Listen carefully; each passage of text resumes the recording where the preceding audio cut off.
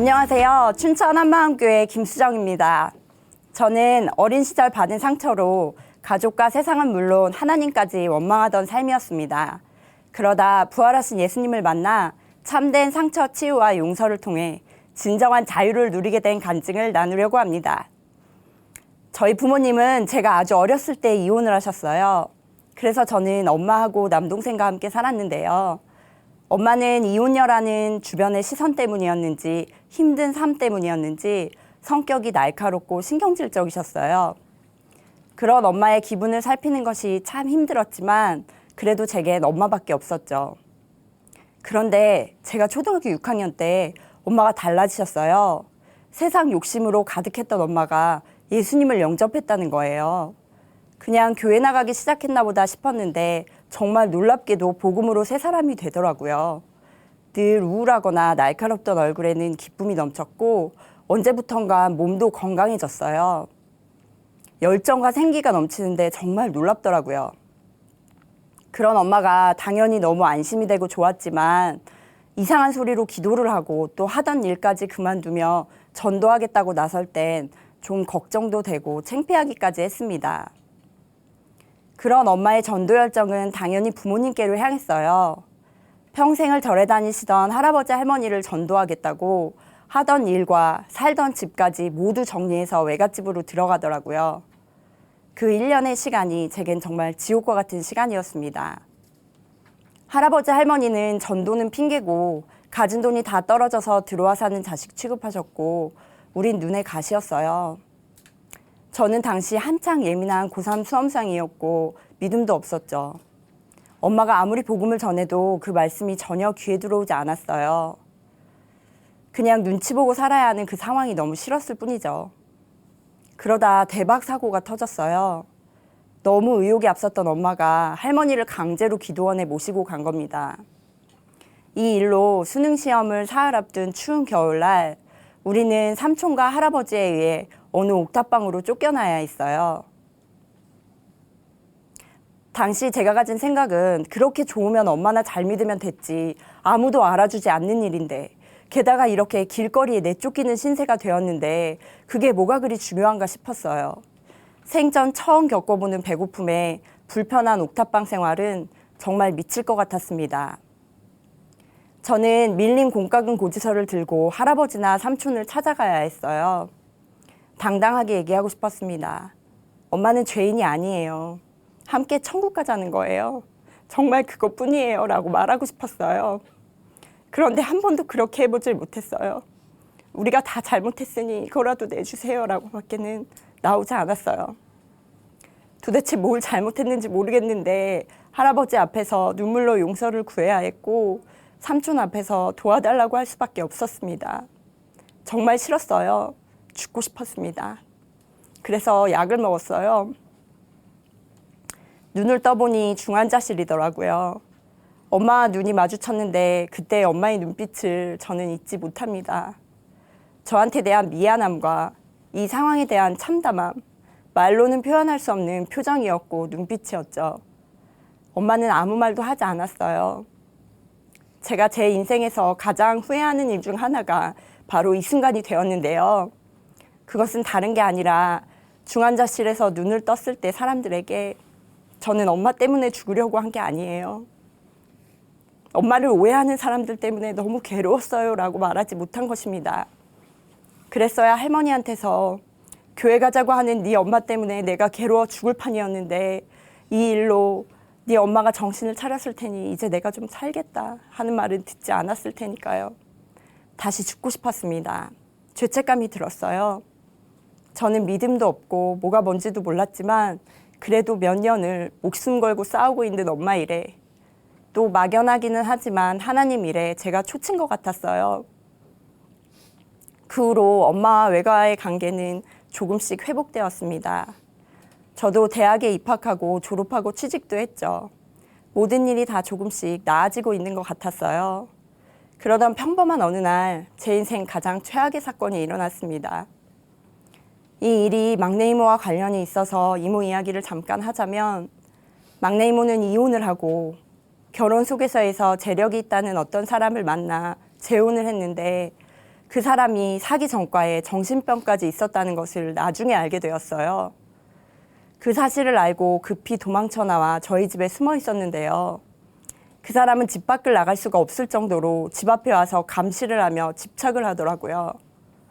법의 보호를 받기 위해선 혼인관계를 끊어야 했습니다. 그래서 황급히 다시 이혼을 하려고 했어요.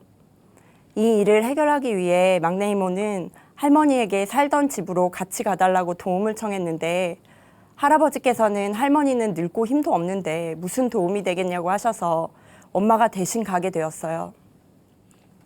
그 결과는 너무도 참담했습니다.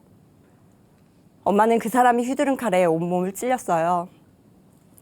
저와 함께 따라갔던 저와 이모도 마찬가지로 찔렸지만 엄마는 상태가 제일 심각했어요. 저는 하나님께 미친 듯이 기도했습니다. 엄마가 죽으면 안 된다고. 제발 살려달라고. 불쌍한 우리 엄마가 지금 죽으면 안 된다고. 저는 엄마 없이는 살 수가 없다고 눈물로 하나님만 찾았습니다. 몇 번의 수술을 거쳐 엄마가 다시 눈을 마주할 수 있었어요. 엄마가 병원에 계셨던 시간은 엄마와 가족들이 이전의 그 많은 오해와 아픔, 그리고 사랑과 믿음에 대해 서로에게 진심으로 고백하는 기회가 되었어요.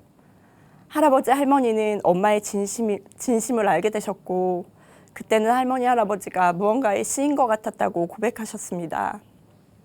그리고 삼촌은 이미 여러 번 엄마에게 그 모든 일에 대해 진심으로 사과하셨어요.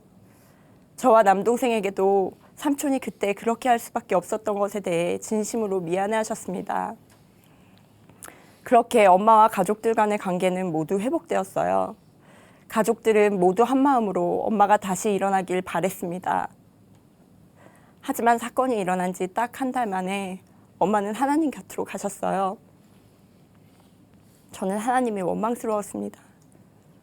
하나님이 정말 계시다면 다 아실 텐데, 내가 어떻게 살아왔는지 다 아실 텐데 어떻게 나에게서 하나밖에 없는 엄마까지 데려가실 수가 있나 싶었습니다. 그리고 엄마와 함께 사건 현장에 있었으면서도 엄마를 구해주지 못한 죄책감도 컸어요.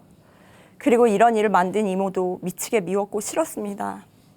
또 예정대로 할머니가 이모와 함께 그곳에 갔다면 우리 엄마는 죽지 않았을 텐데 하는 원망도 있었어요.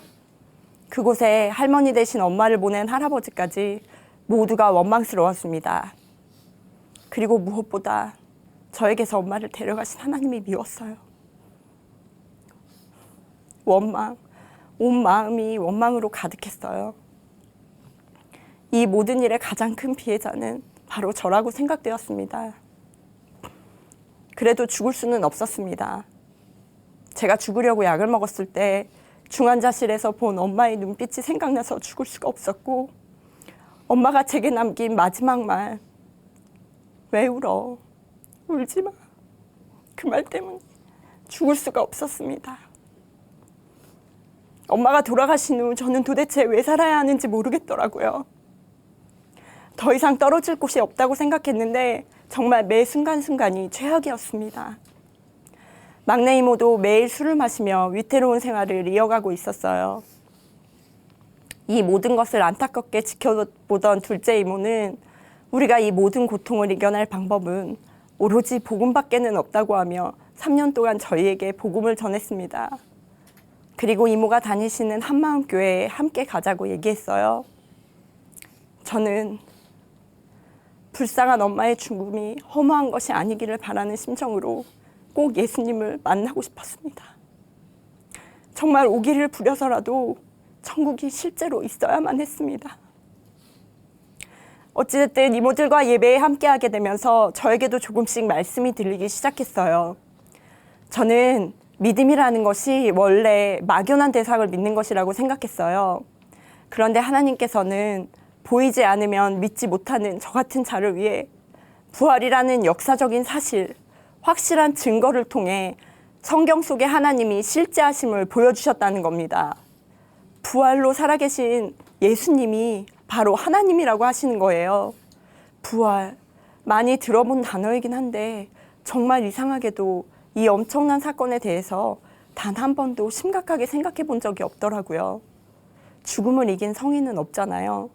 아니, 성인이고 아니고를 떠나서 죽음을 뛰어넘은 사람은 없잖아요. 죽고 살고의 문제는 하나님께서만 하실 수 있는 것이잖아요. 이 문제를 해결하고 부활하신 예수님, 이 예수님이 하나님이신 것이 너무 정확했습니다.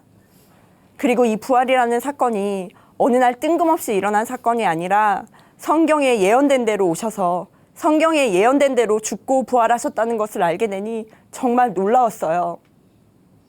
그런데 이 예수님이 살인이나 강도와 같은 큰 죄를 지은 다른 사람이 아니라 바로 저의 죄를 위해서 죽고 부활하셨다고 하시는 거예요. 당시 모든 사람이 원망스럽고 심지어 하나님까지 원망하던 저에게는 정말 억울한 말씀이었습니다. 제가 무슨 죄가 있습니까, 하나님? 제가 무슨 죄가 있다고 제 죄 때문에 오셨다 가셨다는 거예요. 왜 그것까지 저한테 뒤집어 씌우시는 거예요 하는 마음이 없어지지 않더라고요. 그런데 어느 날 예배 시간에 하나님께서는 저를 너무 사랑하셔서 창세 전부터 하늘나라의 상막을 예비하시고 죽을 결심을 하셨다는 말씀이 선포되었습니다. 저의 죄가 하나님을 죽을 결심하게 할 만큼 그렇게 큰 죄라는데 저는 이 하나님 앞에 죄를 회개해 본 적이 단 한 번도 없었다는 사실을 알게 되었습니다. 예수님, 당신의 피가 필요할 만큼, 그 목숨이 필요할 만큼 저의 죄가 큰 것인데 도대체 저의 진짜 죄는 무엇인가요? 하는 간절한 마음이 생겼습니다. 엎드렸어요. 그랬더니 너무 감사하게도 하나님께서는 저에게 한 가지 일을 기억나게 해주셨습니다. 외갓집에서 쫓겨나기 얼마 전 일이었어요. 엄마가 삼촌에게 맡고 있다는 동생의 다급한 호출을 받고 집 앞 독서실에 있던 저는 집으로 달려갔습니다. 집에 도착해보니 정말로 엄마는 삼촌에게 맡고 있었어요. 그 이유야 뻔했죠. 전도 집어치우고 당장 이 집에서 나가라는 거였어요. 그 광경을 목격한 순간 저는 이 상황을 빨리 끝내야 한다고 생각했습니다. 그리고 한편으로는 엄마에 대한 분노도 치밀었어요. 그래서 부엌으로 뛰어들어가 가장 큰 식칼을 집어들고 소리쳤어요. 정말 미쳐버리겠어. 하나님과 나 둘 중에 하나를 선택해. 나한테 이런 꼴까지 보이면서 그래도 하나님 편에 서겠다면 난 죽어버릴 거야. 당시 제 생각은 이 정도 상황이면 내가 이렇게 할 만도 하지 않냐는 거였어요. 그런데 이제와 돌이켜보니 저는 하나님 앞에 마귀와 같은 자, 마귀의 자식인 것이 분명하더라고요. 하나님과 맞짱 한번 떠보겠다는 거였습니다. 하나님이 계신지 안 계신지, 엄마가 목숨을 걸고 전하는 그분이 도대체 어떤 분인지 저는 관심이 없었어요. 제 인생의 주인은 철저하게 저여서 남들 앞에선 제 입장이 중요했고 불편한 생활과 가지지 못한 것들에 대한 불만만 있을 뿐이었어요. 마귀 새끼인 절 살려주시겠다고 십자가에 못 박혀 죽고 부활하신 예수님은 저와는 상관없는 분이었던 겁니다. 예수님은 저에게 엄마의 목숨을 앞에 놓고 기도할 때나 잠깐 생각나는, 사실은 떠올리기 싫은 불편한 분이었던 거예요. 사람, 환경, 상황 다 떠나서 저에게 물으시는 죄는 바로 이거더라고요. 하나님 아버지 앞에 진심 어린 눈물의 회개가 쏟아져 나왔습니다. 이 죄를 회개하고 예수님을 주인으로 믿으면 구원을 얻을 수 있는 것이 실제가 되었어요. 그리고 나는 포도나무요, 너희는 가지라 라는 결정적인 한 말씀이 제 마음에 크게 울려 퍼졌습니다. 가지가 아프면 나무도 당연히 아픈 것이겠죠. 저의 모든 고통에 하나님께서 함께 하셨다고 하시는 것입니다. 엄마의 험난한 삶과 죽음에도 하나님께서 늘 함께 하셨다고 하십니다. 저는 엄마의 삶과 죽음, 그리고 저의 고통이 마치 저주인 것처럼 생각되었었는데 하나님께서는 그 모든 과정에 저희와 함께 동행하고 계셨습니다. 저는 부활의 복음을 통해 영원한 나라, 천국을 정확히 믿을 수 있게 되었어요. 예수님의 부활로 그토록 사랑했던 엄마를 천국에서 다시 만날 수 있다는 것이 너무도 큰 소망이 되었습니다. 그리고 저는 복음으로 진정한 용서를 알게 되었어요. 사실 죽지 못해 사는 이모에게 저까지 돌을 던질 수는 없었기 때문에 제 솔직한 심정을 단 한 번도 말할 수 없었던 것이기도 하고, 제가 이모를 들들 볶는다고 해서 죽은 엄마가 살아 돌아오는 것도 아니기 때문에 그냥 묻어두고 사는 것이기도 했어요. 그런데 이제는 확실히 알게 되었습니다. 하나님 앞에 제가 지은 죄는 예수님이 십자가에 못 박혀 죽고 부활하심으로 사함받았는데 제가 누구에게 감히 용서라는 말을 할 수 있겠습니까? 하나님 앞에 용서받을 방법이 없었을 제가 예수님의 피로 저의 모든 죄를 용서받았다는 그 자체만으로도 저는 제 마음속의 원망의 상대를 모두 용서할 수 있게 되었습니다. 저는 부활의 복음으로 모든 상처를 치유받고 구원받았습니다. 죽고 싶어하던 막내 이모도 부활의 복음으로 변화되어 이제는 완전히 새로운 삶을 살고 있어요. 그리고 할머니, 할아버지는 저희와 함께 교회에 나오고 계시는데요. 저희 할아버지께서 얼마 전에 생신이셨어요. 그날이 마침 주일이었거든요. 그래서 교회 식당에서 점심 식사를 마치고 케이크에 촛불을 꽂고 피아노 반주에 맞춰 할아버지께 축복송을 불러드렸어요. 처음에는 저희 가족끼리 시작했는데 어느새 교회 지체들이 모두 함께 부르며 박수를 치고 있더라고요. 정말 감격의 생신 파티였습니다. 눈물이 나더라고요. 공동체가 모두 한마음으로 축하해 주는 것도 감격이 되었지만 그 오랜 시간 우리 가족의 기도를 하나님께서 받으시고 이렇게 응답해 주고 계시구나 하고 알아지니 정말 감격이 되었어요. 처음에는 쑥스러워 싫다고 하시던 할아버지께서는 교회 지체들의 뜨거운 축하를 받으시고 정말 좋아하셨어요. 할머니 생신 때도 꼭 이렇게 하자고 하시곤 한박 웃음을 지으셨습니다. 서울에서 춘천으로 예배를 드리러 가는 저희 가족이 좀 대가족이에요. 할아버지, 할머니, 이모들과 사촌 동생들, 저와 남편, 그리고 저희 아이들까지 모두 주일이면 춘천에서 만나요. 거기에다 곧 교회에 나오실 삼촌과 남동생, 그리고 엄마까지 온 가족이 천국에서 다시 만나 웃을 날을 생각하면 정말 가슴이 벅차오릅니다. 그리고 제가 지금은 미술학원을 운영하고 있는데요.